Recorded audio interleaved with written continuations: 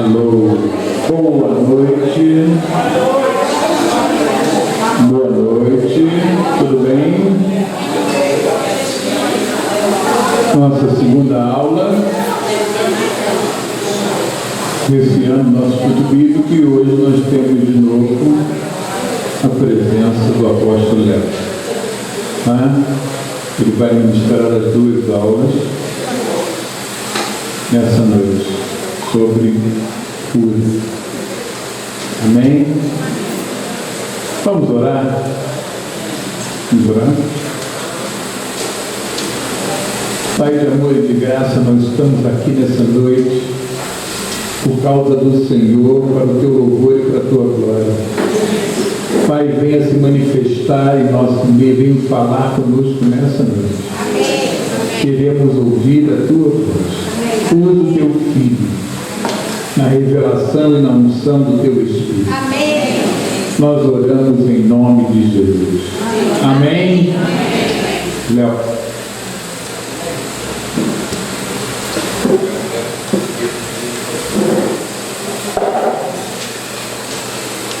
Graça e a paz do Senhor Jesus esteja com todos. Bom, continuarmos o nosso assunto. Fico feliz que vocês estão aí, prontos para continuar e compartilhar também as experiências que vocês estão tendo, andando nessa revelação de que você impõe as mãos sobre os enfermos e eles são curados. Como é que foi a semana? Alguém tocou com o doente pelo caminho? Teve a oportunidade de praticar? E aí? Vamos lá? Quero escutar vocês agora. Quem encontrou um doente? Quem teve essa prática? Já começou? Ou está esperando se aprender mais? Encontrou alguém no caminho hoje? Ou ontem? Vamos lá, quem é o primeiro a falar? Uau, ninguém encontrou doente? Está todo mundo. Não sei se.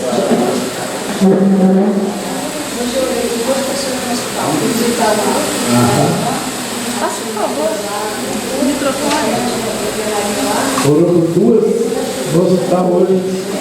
Orou por confiança, né? Sabendo que Jesus vai curar, a perspectiva é diferente. Você já vai com muito mais confiança, né? Eu estive em vários lugares também, encontrei muita gente.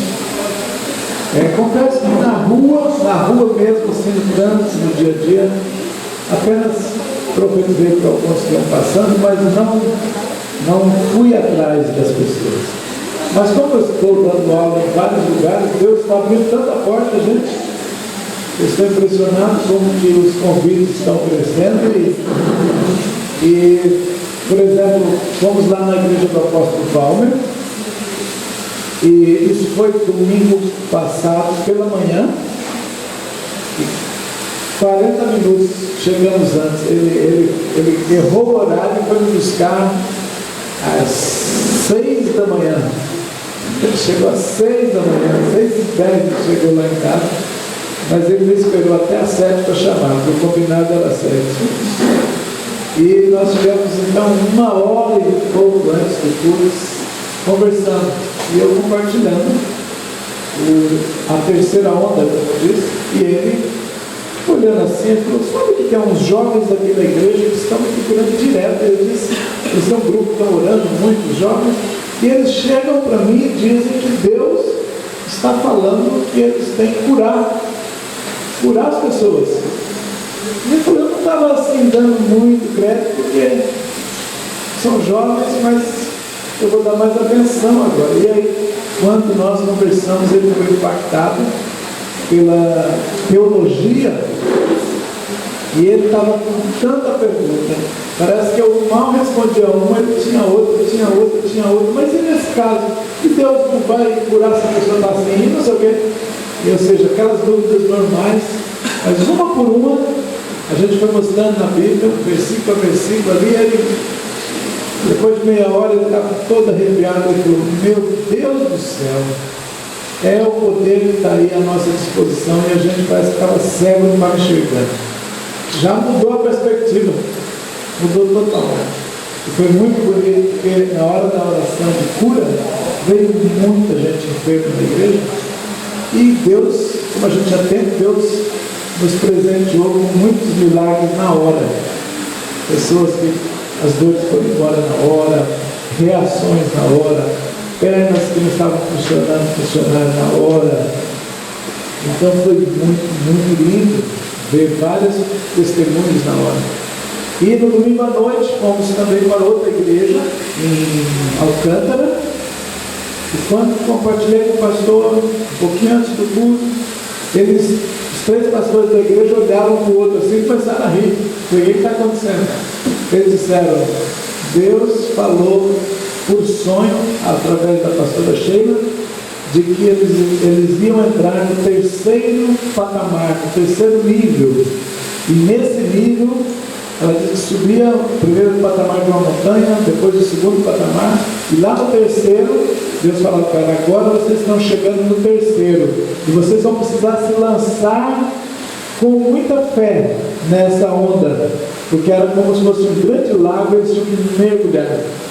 Eu ainda falei para ela, o nome do nosso acampamento, onde Deus trouxe a 3ª onda, o nome do acampamento era Mergulhados, e a gente deveria mergulhar com toda a fé nessa revelação que Deus ia respaldar a sua palavra, Ele ia fazer conforme a gente cresce.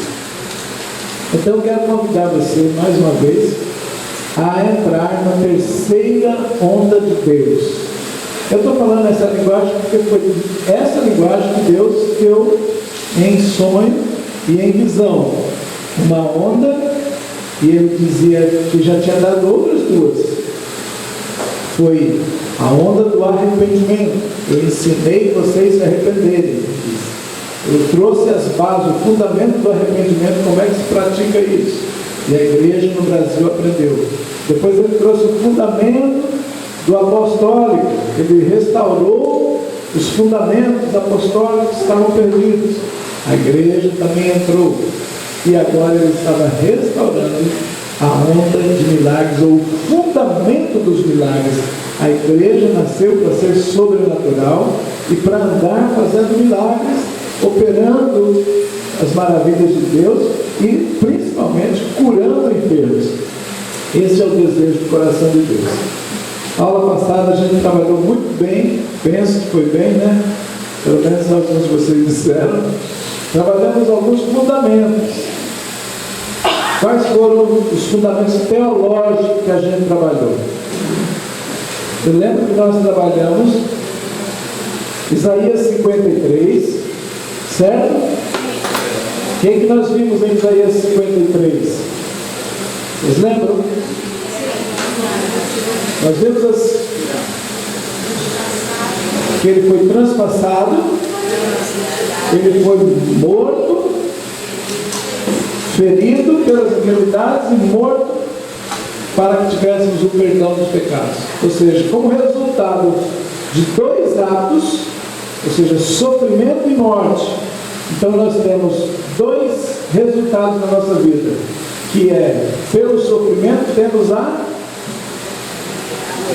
cura, e pela morte nós temos a salvação, o perdão dos pecados.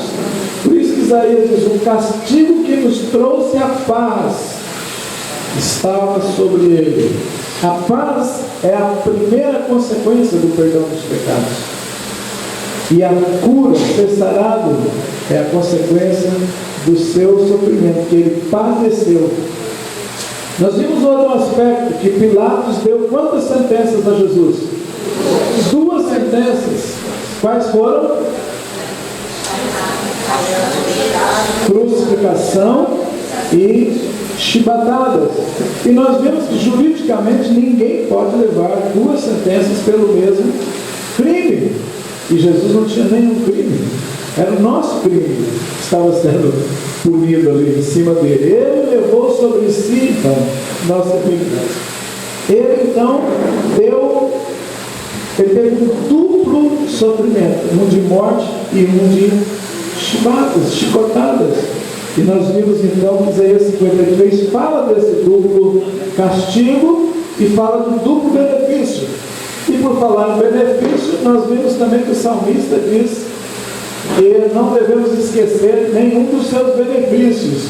E o salmista diz: quais são os dois benefícios? É Ele quem perdoa todas as nossas iniquidades, e é Ele quem sara todas as nossas enfermidades. Então vocês lembram bem desses fundamentos, e é importante bater nesses fundamentos, porque são os fundamentos. O Isaías 53:5, Salmo 103, verso 2 e 3, que é sobre os benefícios que Ele nos fez. Acho que nós fizemos também um paralelo aqui sobre Israel saindo do Egito e a igreja neotestamentária. O Egito da igreja neotestamentária é o mundo, é o pecado. O faraó é Satanás. Mas a igreja saiu desse sistema de Satanás. E ela não deveria ter doença. Por que nós fazemos isso? Porque quando Israel saiu do Egito, não houve entre eles um só inválido, enfermo, a Bíblia fala mutilado, porque Ele curou todas as enfermidades.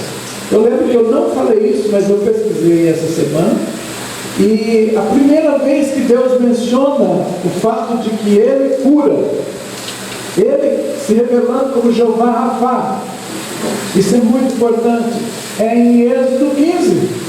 É logo assim que tira, Ele afirma que Ele será Jeová Rafá e que não haverá enfermidades.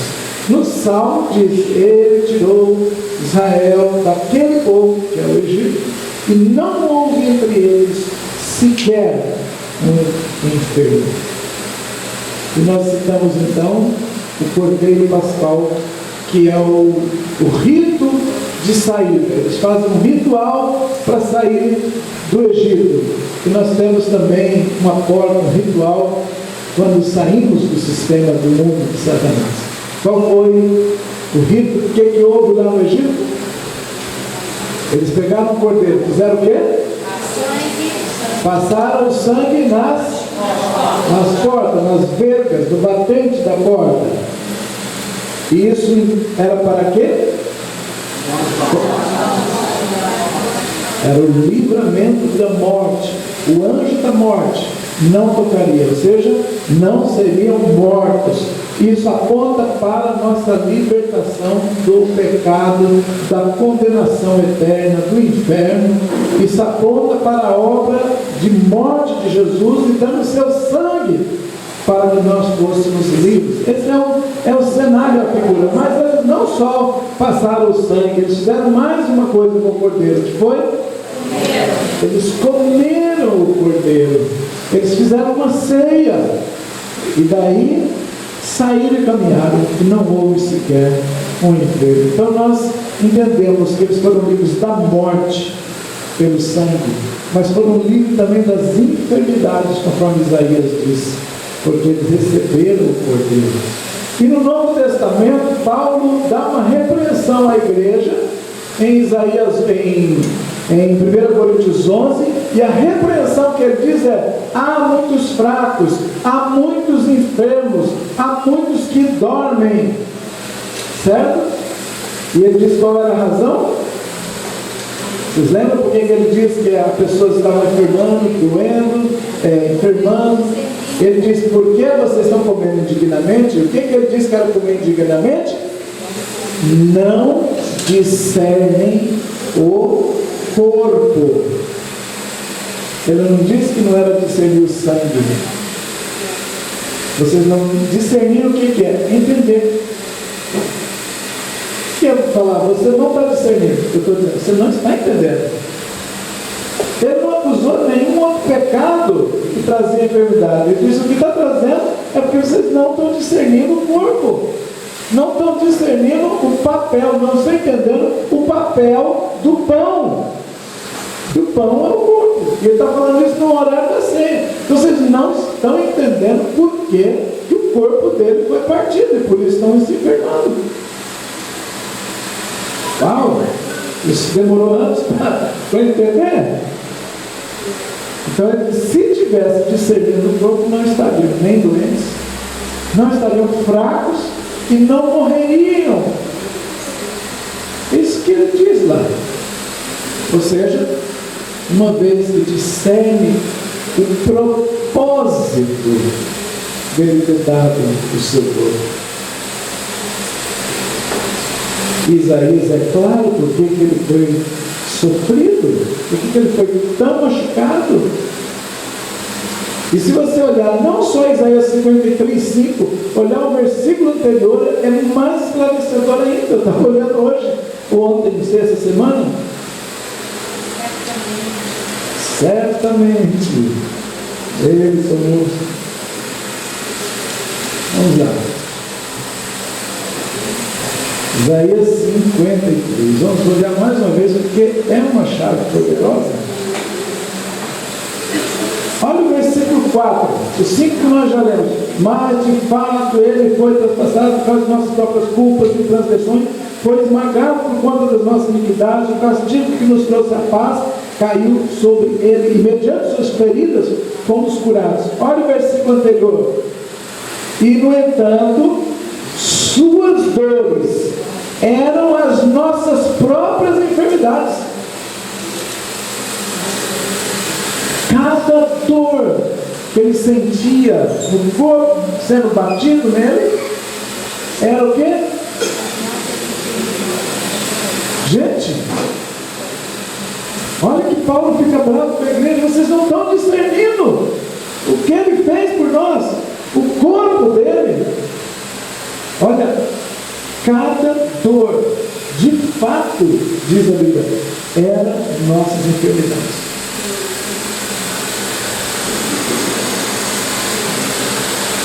Então ele amou não só de livrar da condenação eterna através do perdão do pecado, mas também do sofrimento temporário que o corpo passa nessa vida. É obra completa.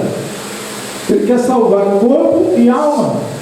Gente, a salvação da alma é o perdão, é a redenção, é a salvação em si que nós conhecemos. E a salvação do corpo é a cura. O corpo é salvo quando a cura acontece. Tanto é que quando ele curou o enfermo, Jesus curou o enfermo, ele diz: vai, a tua fé te salvou. Ele usa o mesmo termo de salvação para a cura. Ou seja, quando Deus está salvando o corpo, também é uma salvação que está acontecendo. A tua fé te salvou. Fala. Normalmente não está dando uma sequência, pelo menos o versículo que o irmão está chamando a atenção. Uma coisa que me chamou realmente a atenção é o fato de que existe sempre a salvação antes da cura, o transpassado antes do moído, e assim por diante. Ele dá a ideia de que quando há salvação, a cura está disponível. Agora, não necessariamente, o irmão agora deu é quase como se fosse uma sequência. Salvou, está curado, ou tem possibilidade de ser curado. E às vezes nem está salvo, também é curado. Essa ordem não importa muito. Não existe, claro, nas escrituras que tem que ter uma ordem. Claro. Tanto é na prática, a gente sabe que pessoas que você foi visitar, elas foram curadas e ainda não eram convertidas.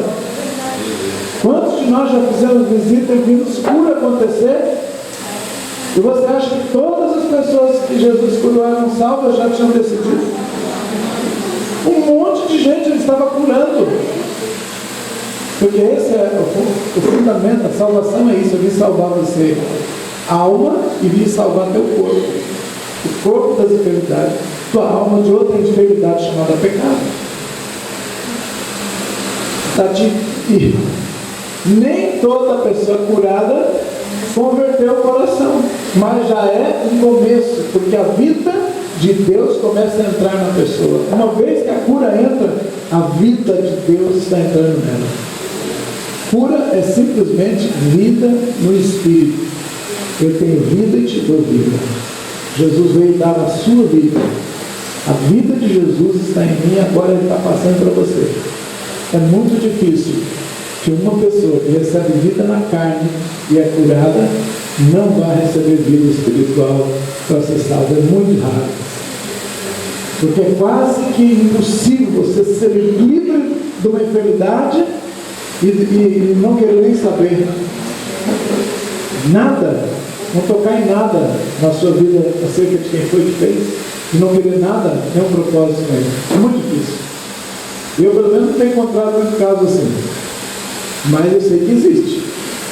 Eu sei que existe. Gente que já recebeu o benefício da cura e depois, vou tirar e prover, estou bom e Jesus está lá. Né? Vocês estão concordando aí, porque certamente conhece alguém, né? Isso prova mais uma coisa, que o amor de Deus é incondicional, tanto para curar quanto para salvar. Ele faz, mesmo que a pessoa não volte como os 10 leprosos, os 9 leprosos. Ele faz. Isso deveria nos firmar muito mais na fé de que podemos orar e curar as pessoas. Isso é mais argumento para fortalecer ainda. Não importa, ele vai curar. Ele não vai deixar você na mão. Ele vai respaldar a palavra dele. Tem um versículo que diz que confirmava, Jesus confirmando, ou Deus confirmando o ministério. Não é que Deus está confirmando o ministério do Léo e vai lá e curar para confirmar a mim. Não. Deus confirma a palavra dele através da obra. O ministério confirmado não significa que eu fui aprovado já, mas a palavra, a mensagem que eu prego está confirmada. Então, quanto mais você alinhar e saber o que Deus pensa e liberar o que Deus pensa, mais ele confirma. Então, a cura é muito mais confirmada no corpo das pessoas por causa da palavra ser verdadeira, da mensagem estar correta e não do mensageiro. Deus honra a palavra dele, seja na boca de quem for. Amém? Isso deve dar a gente mais confiança. Aleluia. Então, esse versículo 4, irmão, olha só, no entanto, suas dores eram as nossas próprias enfermidades, que ele carregava em seu ser. Sobre seu corpo ele levou todas as nossas doenças. Meu Deus do céu, mais claro que isso.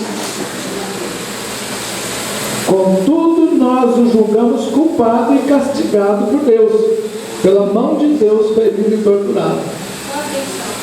Eu estou lendo na King James, que é a Bíblia do inglesa, né? Tradução King James, que ela tenta ajudar. Tem hora que eles fazem os comentários que não ajuda muito, mas tem hora que fica mais clara a coisa. Deixa eu ver a sua como que é. Também é muito boa. Certamente ele tomou sobre si as nossas enfermidades e as nossas dores levou sobre si. E nós reputávamos por ferido, aflito, filho de Deus e oprimido. Também, mesma coisa. Se eu digo que ele levou nossa enfermidade, eu posso dizer, as enfermidades que estavam sobre ele eram nossas. De uma forma mais clara, né? É o que aqui James fez. Suas dores eram nossas próprias enfermidades. Por que ele sofreu? Para que nós não sofrêssemos. Como é que eu adquiro esse benefício? Pela fé. Como é que eu adquiro o benefício da salvação? Pela fé. Sabe o que está me ajudando a afirmar bem que a cura é um benefício inegociável e que Deus vai fazer por uma razão? Dentro da minha mente, o tempo todo, eu conectei a cura com a salvação agora. Então, como a gente tem uma teologia muito bem desenvolvida, penso eu, acerca da salvação, então é só eu associar agora cura e salvação no mesmo pacote. E eu, tudo que vou colocar sobre cura, eu penso em salvação agora dentro da minha mente. Tipo assim, uma pessoa fala, ai, mas será que é da vontade de Deus curar a pessoa? Olha que maldade que ele está fazendo, olha que pessoa ruim.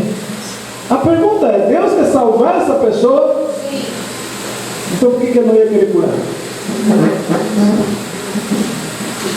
Deus ia querer salvar metade dessa pessoa, ou seja, a alma, e não vai querer salvá-la no corpo? Se ele crer, ele vai ser salvo tanto na alma quanto no corpo. É a mesma fé, gente. Quando você faz esse link na sua cabeça, fica claro e te dá segurança, tanto para pregar quanto para orar por cura.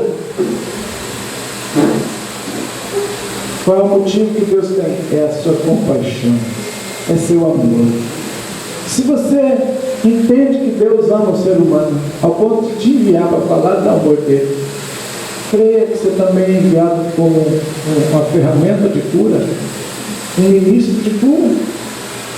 Eu estou fazendo esse seminário, essas aulas, na intenção de despertar você para que você saiba que você é um agente que pode curar, não só ser curado, e que isso é a obra da cruz de Cristo, isso é a obra perfeita de Deus.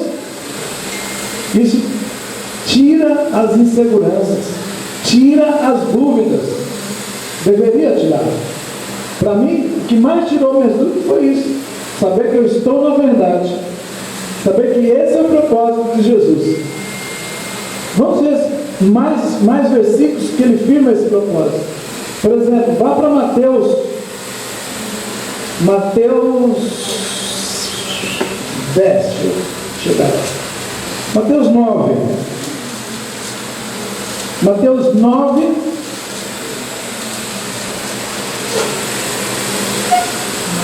Verso 35.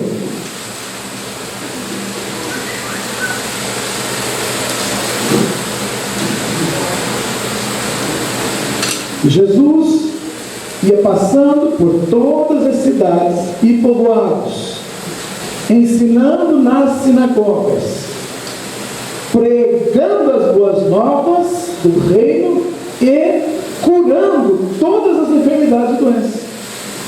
Então ele resumiu aqui o ministério de Jesus, dizendo que ele ia pelas sinagogas ensinando, e qual era o conteúdo do ensino dele? 2. Pregar boas novas do reino e curar os enfermos. O que Jesus andava fazendo então? Segundo o texto, se eu pegar o ministério dele, a missão dele qual é? Pregar e curar, pregar e curar, pregar e curar. E pregar o quê? Pregar boas notícias. Tem uma outra, olha só agora, a confirmação mais uma vez, agora na mesma página, em Mateus 10, 7 e 8. Vamos ver em duas versões pelo menos. Vou começar pela King James. E, à medida que seguirdes, pregai essa mensagem. 2 pontos. O reino dos céus está ao vosso alcance. 8. Curai enfermos, purificai leprosos, ressuscitai mortos, expulsai demônios. Graciosamente recebeste, graciosamente dai. Qual é o ministério daqui que ele dá? O dele era pregar e curar. E o que ele passou? Mesma coisa. O que ele diz para os outros, os discípulos? O que eles façam? O que ele diz? Não é diferente. Assim como o Pai me enviou, eu vos envio a vós. Assim como, da mesma forma do envio do Pai, e com o mesmo propósito. Então, por que eu tenho medo de orar por cura? Por que eu demoro? Por que eu não acredito? Por que eu não faço isso? Essa é a missão. Isso ajuda a gente. Bom, Deus não mandaria fazer uma coisa que ele não respaldasse. Ele vai respaldar porque é a vontade. Depois nós vamos trabalhar alguns aspectos da cura. A chave, uma das chaves aí, você pode anotar, está no verso 36 do capítulo 9. Ao ver as multidões, Jesus sentiu grande compaixão pelas pessoas, pois estavam aflitas e desamparadas como ovelhas que não têm pastor. Qual é o sentimento predominante de Jesus? Aleluia. Compaixão. Olhar, ver o sofrimento e se implorar. Isso é a motivação. Agora, essa coisa de sentir compaixão também às vezes confunde um pouco. Por que confunde? Porque nós queremos sentir um amor, alguma coisa para poder fazer. Enquanto que a definição de amor não é você sentir amor. Amor é uma prática, é uma ação. Amor é uma decisão. Eu lembro do meu professor de seminário, muitos anos atrás, lá em Rondônia, Instituto Betânia, ele dizia assim: amor é uma decisão de fazer o melhor possível para Deus, para o meu próximo e para mim mesmo. É uma decisão. Por ser decisão, não é emoção. Mas emoção, gente, sobe, desce, vai e vem, vai, desaparece. Ele dizia uma vez: puxa vida, eu lembro uma vez que a gente foi com as roças, viajamos tanto, mata dentro, estrada, picada, andando a cavalo, fazendo visita, e demoramos 2 a 3 dias para voltar para casa, atendendo vilarejos. E quando eu cheguei em casa, eu estava tão quebrado, estava tão dolorido, estava tão cansado. Ele disse: se a minha mulher, que me ama e eu amo, abrisse a porta, me recebesse e perguntasse: o que você sente por mim agora?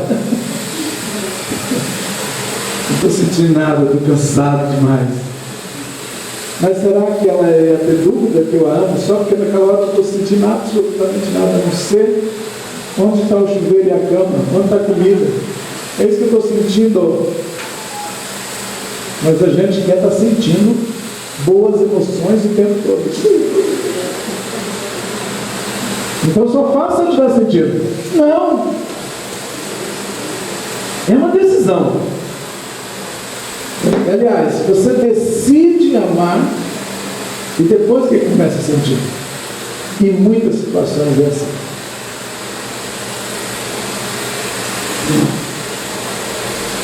É melhor vir emoções boas depois que você decide a orar por uma cura. É provável que depois venha uma euforia em todo mundo que está ali.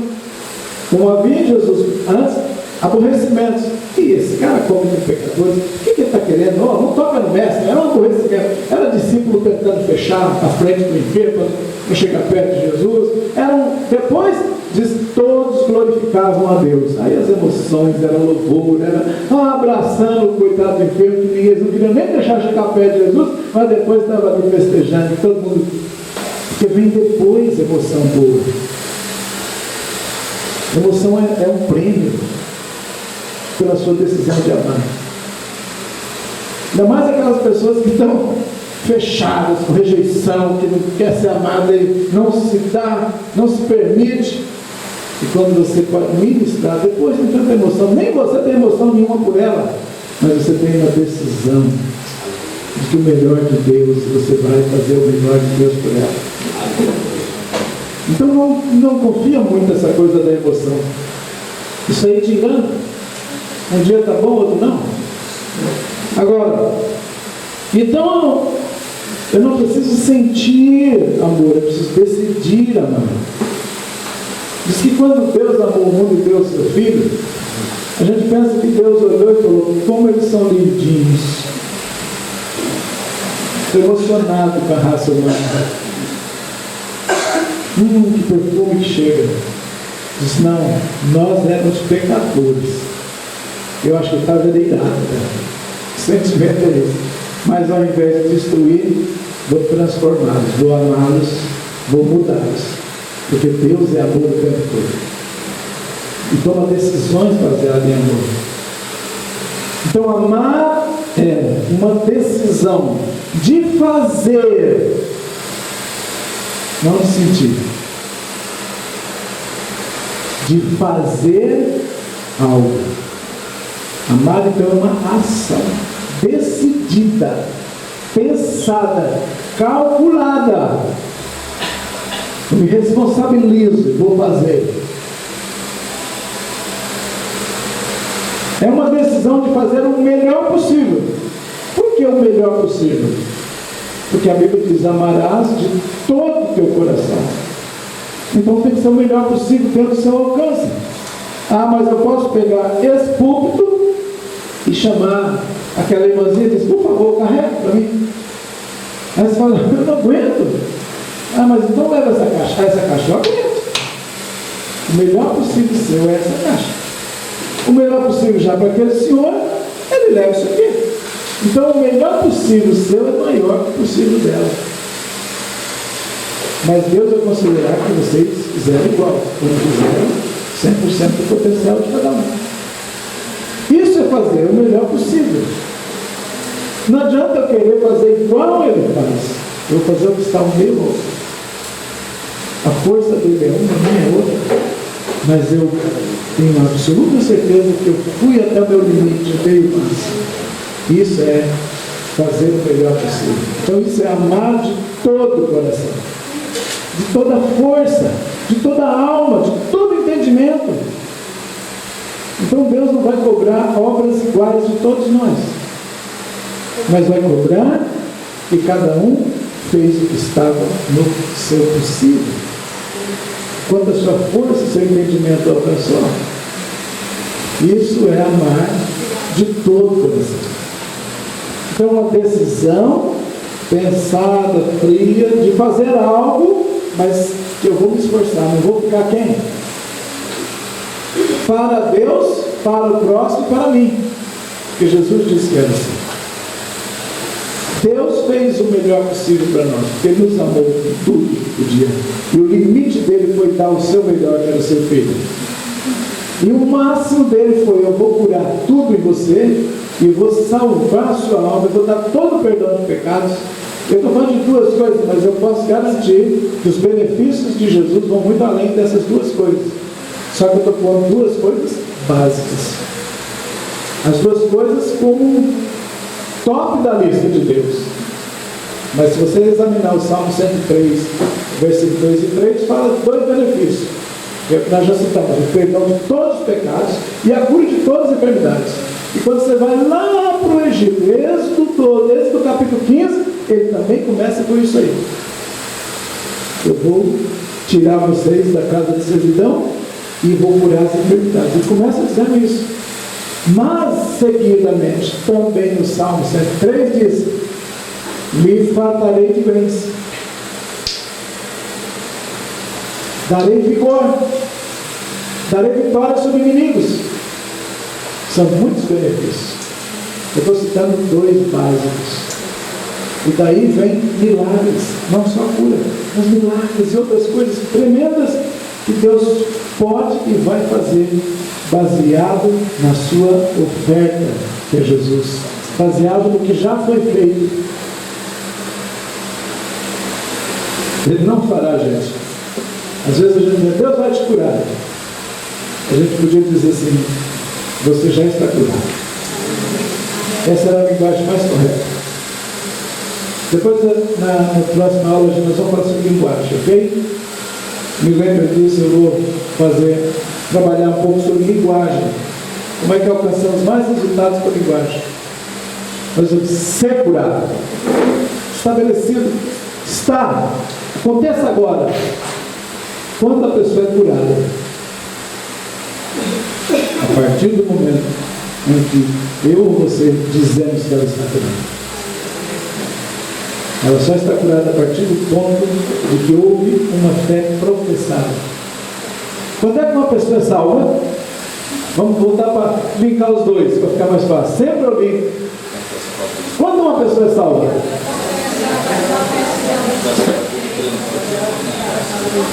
Quando saiu uma palavra da boca dela, confessando, falando pela boca o que estava dentro do coração. Esse é o momento. Não é daqui a pouco, quando Deus resolver enviar, Deus já enviou o seu filho. Pela fé se adquire tanto salvação, quanto se adquire cura. Pela fé se adquire a salvação do corpo, que é a cura. Pela fé se adquire a paz e o perdão, que é a paz e o perdão das nossas iniquidades.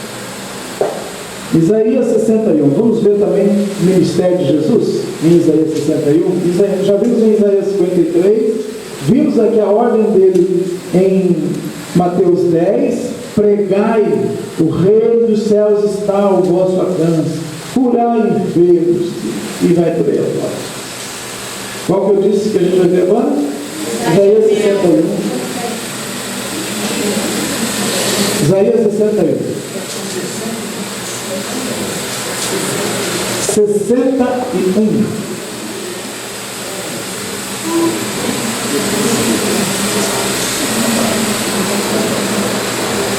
Vamos lá, alunos, discípulos de Jesus, ministros de salvação e cura. Eis que o Espírito de Yahvé, o soberano, está sobre mim, porque o Senhor me ungiu para isso, e enviou-me para algumas Bíblias para curar, outras para restaurar, mas você vê que ele já abre o discurso dele dizendo as duas coisas: pregar e curar, salvar e libertar os cativeiros. Vamos ver? Cuidar dos que estão com o coração quebrantado, na minha linguagem. Proclamar liberdade aos cativos e libertação do mundo das trevas aos prisioneiros da escuridão. Vamos ver a outra versão, a sua aqui, por favor, leia. Eu leio. O Espírito do Senhor está sobre mim, porque o Senhor me ungiu para pregar boas novas aos quebrantados, enviou a curar os quebrantados de coração, a proclamar liberdade aos cativos e pôr em liberdade os algemados. Irmãos, vamos agora ver essas palavrinhas, comparando com outros textos, o que elas significam. Por exemplo, cativo. O que é uma pessoa cativa? Presa. Que tipo de prisão é essa? Sim, que tipo de escravidão é essa? Dá um exemplo de uma pessoa presa, cativa. Uma pessoa. Ok. Veja agora Lucas capítulo 13, verso 16. Vamos ver na boca de Jesus o que é uma pessoa presa ou cativo, sei lá. Jesus é a nossa maior referência. Lucas. Eu disse Lucas 13. Vamos ver se tem aqui marcado.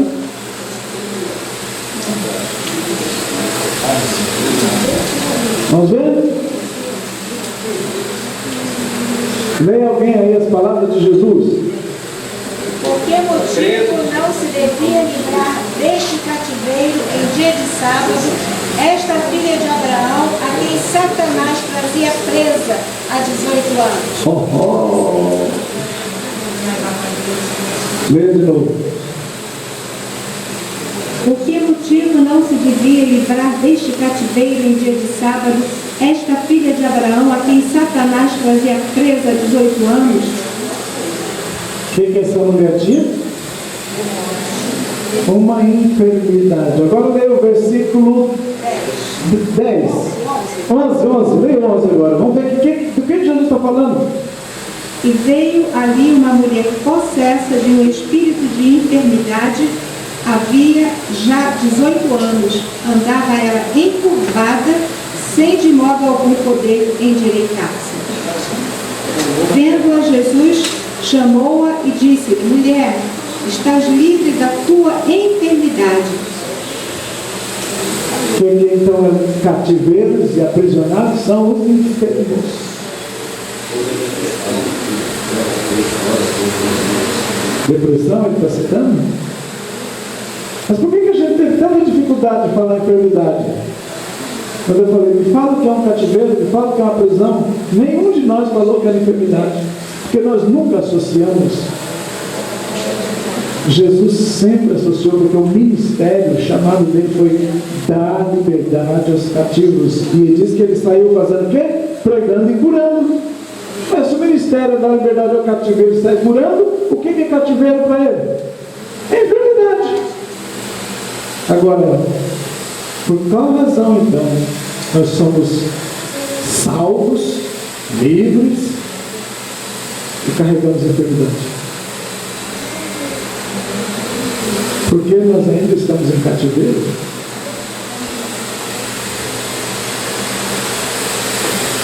Paulo diz: não discernem o corpo. Jesus diz: tenha fé. Acredita que você não precisa estar assim e não esteja. Porque o ministério central de Jesus foi esse. Ele diz: mulher, estás livre da tua enfermidade. Quando perguntaram: mas você fez isso no sábado? Ele disse: será que eu não poderia libertar uma escrava de Satanás de 18 anos? Ela esteve escravizada pelo diabo. Chamou a enfermidade de uma escravidão demoníaca. E eu vim libertar. Esse é muito forte. E está totalmente alinhado com o chamado dele e com a ordem dele. Pastor, quer dizer que eu estou doente, eu estou endemoniado? Você está atacado. Você está sob ataque de alguém que quer te deixar cativo. Amém? E Deus não quer que você fique preso a nada, impedido. Por isso, o ministério é libertar os cativos. Até hoje. E se tiver alguém cativo, será livre em nome de Deus. Eu digo, está livre pela fé em nome de Deus.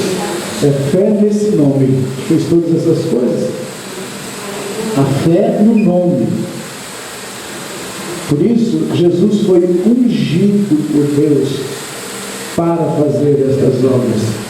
E uma vez que ele foi feito assim por Deus, ele repassou para a igreja. Claro, irmãos, nós estamos há 2000 anos distante dos dias em que essas palavras foram soltas. Passou 2000 anos desde que Jesus soltou essas palavras e ensinou os primeiros discípulos. E você sabe que uma história que vai sendo contada de um para outro vai se diluindo, vai enfraquecendo, vai tomando outros rumos, a tal ponto que 2000 anos depois nós não temos mais entendimento de que era assim. Você sabe há quantos anos a igreja voltou a crer no dom de línguas e a falar línguas? 100 e poucos anos. Começou em 1906 na rua Azusa, nos Estados Unidos, num grupo que foi denominado Pentecostal Metodista. Como é que o inimigo conseguiu esconder a oração em línguas em 1800 e tantos anos? 1906 anos. Me explica isso. Mas ele conseguiu. Hoje, para você orar em língua, não tem mistério nenhum. Mas talvez quando você escutou a primeira vez que existia dom de línguas, você falou, eu quero, e foi uma dificuldade, e o negócio não fluía, e depois, acho que esse dom não é para mim. Quem passou por essas fases? E hoje você pensa assim?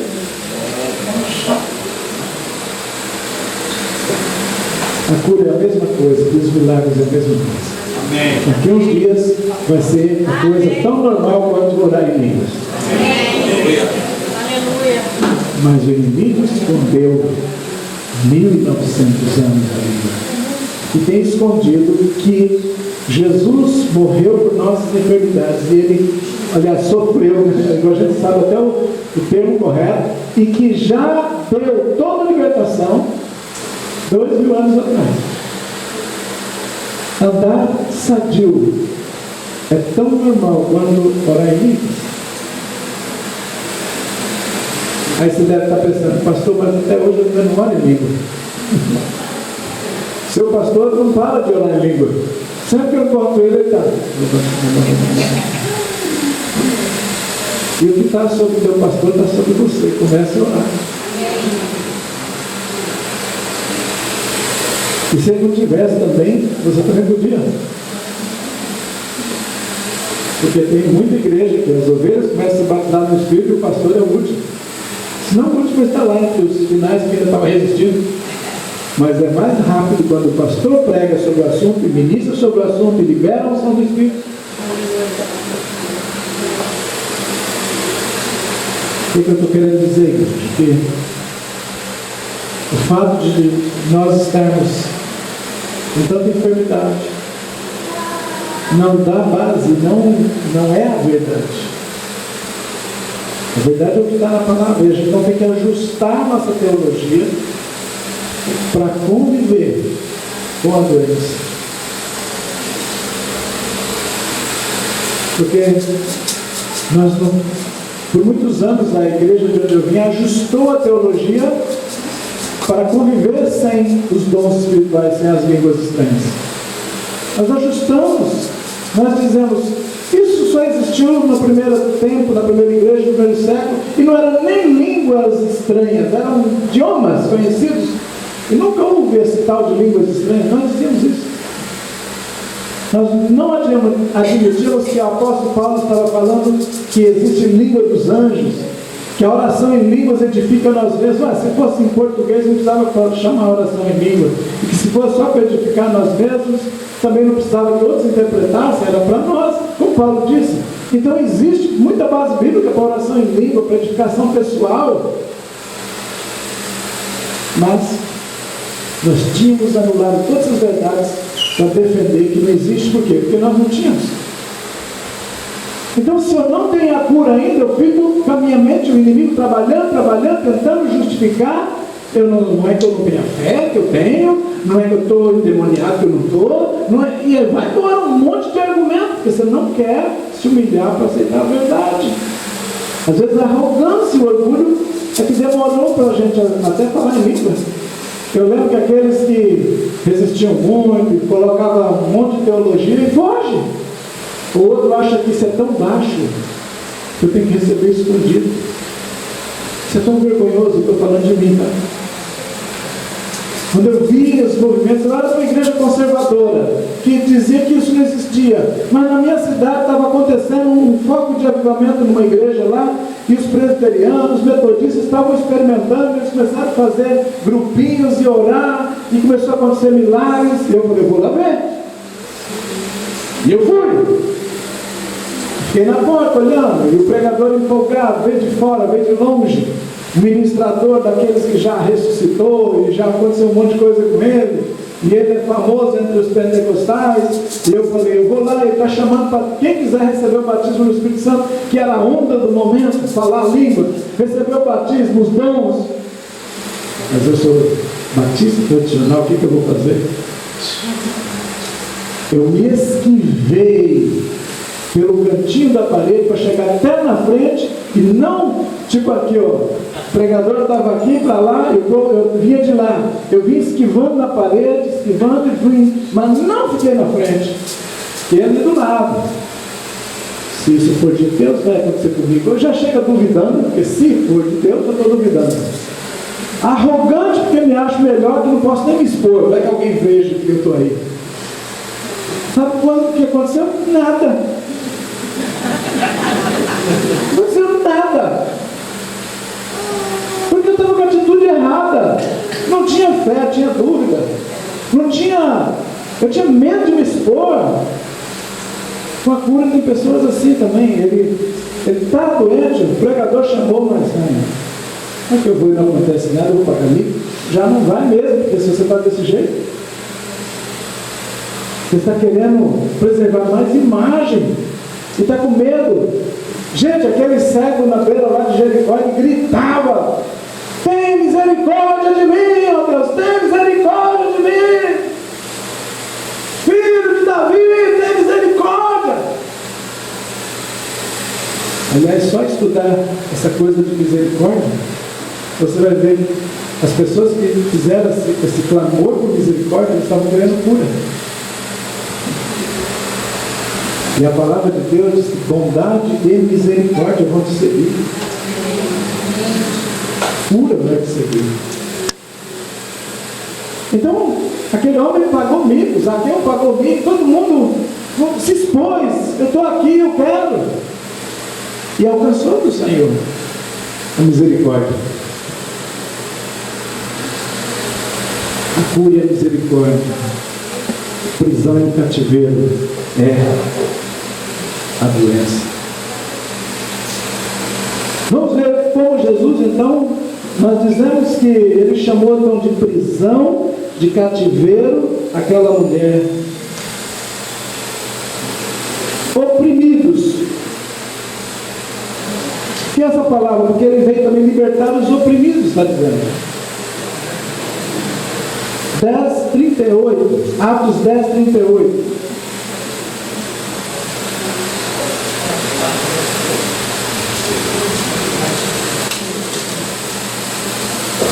Deixa eu ver, de repente, há versões e versões, vamos ver quem está com a melhor aí, a gente lê.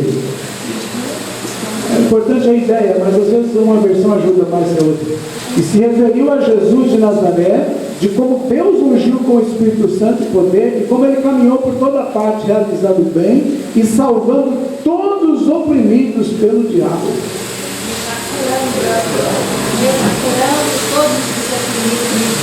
Curando os oprimidos. O que é opressão, gente? Enfermidade. Se está curando opressos, são enfermidades. Aí entra nessa categoria, essas doenças, depressão.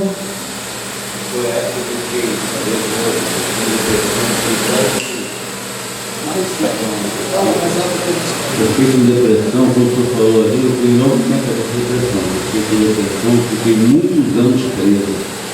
E eu fiquei preso a remédios de tarja preta, psicólogo, psiquiatra, nutricionista. Eu saí de um processo que eu parei de fumar. E aí eu tive problema aqui no banco, eu era gerente, de trabalho no banco, aí tudo acumulou e eu tenho depressão. E aí eu tinha um plano de médico, tinha psicólogo, já fiz uns 5 anos. E eu só saí depois de oração com Deus. Foi liberto. Só saí depois E passou pelo processo de oração. Eu lembro uma vez que eu falei assim, Senhor, eu não tomo mais um remédio. A partir de agora eu me A sua fé te curou. E aí eu não tomei, e aí a minha esposa falou, foi maluco, você não sei o que, tá? Amém. E não tomei, daí pra lá, eu nunca mais fui a médico. Aleluia. Aleluia. Glória a Deus. Ele creu e falou. Onde que a cura vem? Quando você crê, você fala. Aleluia. Ela acontece nesse momento. Crê, por isso falei. Diz Aleluia. a Bíblia. Isso é tão importante entender esse princípio que destrói as obras do diabo quando você crê dessa maneira. Destrói. Porque você vai para a verdade. E a verdade vos libertará. Aleluia. Então nós já vimos que a palavra opressão, cativeiro, prisão Tudo significa enfermidade. Não é interessante saber que Jesus usou todas as palavras como sinônimos de enfermidade? E aí isso dá a ideia, então, de como é centrado o ministério de Jesus. Como que a gente não precisa ter dúvida que foi e ainda é. E é só a gente pegar, né, e gastar algum tempo com o estudo sobre a orientação do Espírito. É claro que não é a gente que descobre isso, é Deus que falou, chegou a hora de acordar o Brasil. Essa onda de zika, chikungunya, mas não sei quem aí, irmão. É tanta enfermidade. E agora, fora que não tem diagnóstico. E fora a falência dos órgãos públicos, dos hospitais que não tem recurso. Há um ataque, há uma onda. Então Deus levantou um entendimento para trazer de volta o fundamento que havia perdido, para atacar todas essas hostes demoníacas através da igreja. Amém? Continuamos na próxima aula. Vamos dar um intervalo de 30 minutos. Banheiro, cantina. Vamos lá.